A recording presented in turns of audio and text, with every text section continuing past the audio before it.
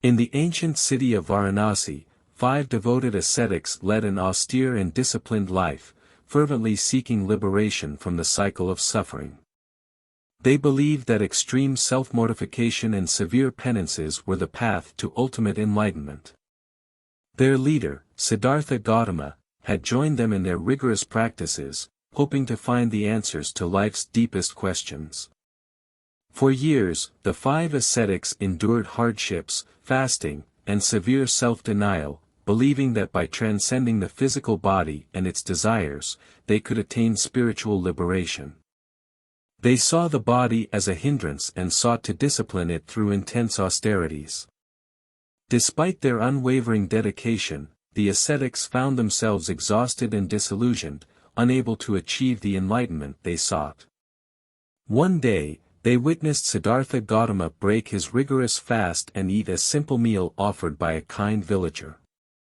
Disappointed and believing that he had abandoned the path, the 5 ascetics left Siddhartha, believing his actions contradicted their shared beliefs.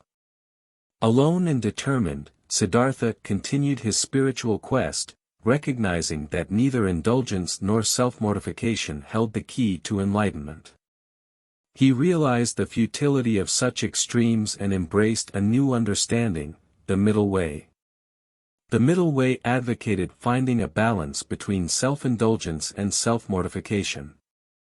It encouraged the practice of moderation and mindfulness, neither suppressing the body's needs nor surrendering to its desires. Siddhartha had come to understand that extreme practices did not lead to the liberation he sought, instead, they only caused harm and suffering. After attaining enlightenment under the Bodhi tree, Siddhartha decided to share his newfound wisdom with his former companions. Returning to Varanasi, he found the 5 ascetics in the deer park, where they had retreated to continue their ascetic practices. Seeing Siddhartha approach, the ascetics were skeptical and somewhat resentful.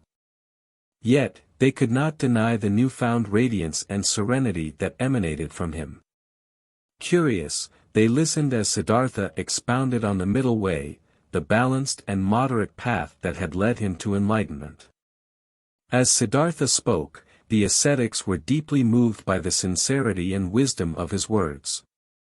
They recognized the truth in his teachings, realizing that their extreme practices had only led to physical and mental exhaustion, without providing true liberation. With open hearts, the 5 ascetics embraced Siddhartha's teachings and expressed regret for their earlier doubts.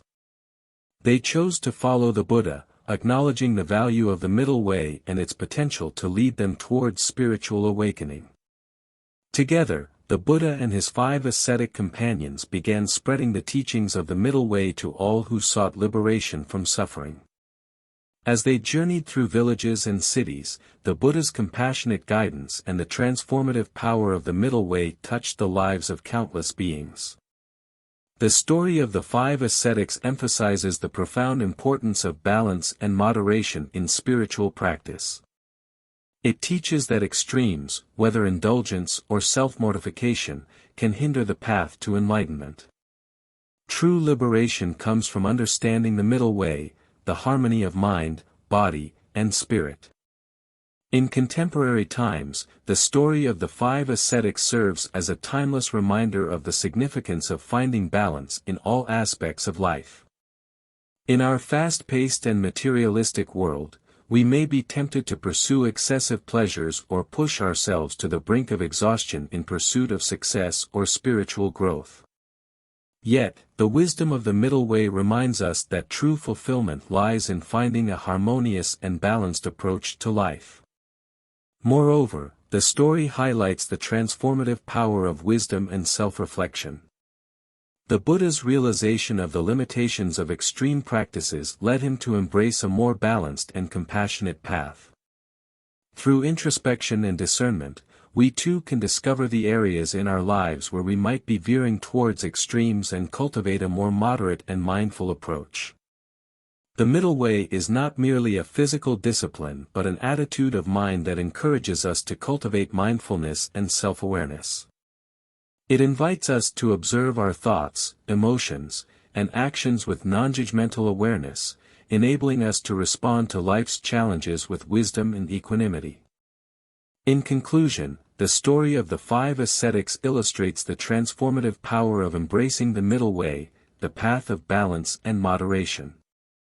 The Buddha's realization of the futility of extreme practices led him to find true liberation through a balanced approach. The story reminds us of the importance of avoiding both indulgence and self-mortification, cultivating a harmonious and mindful way of living.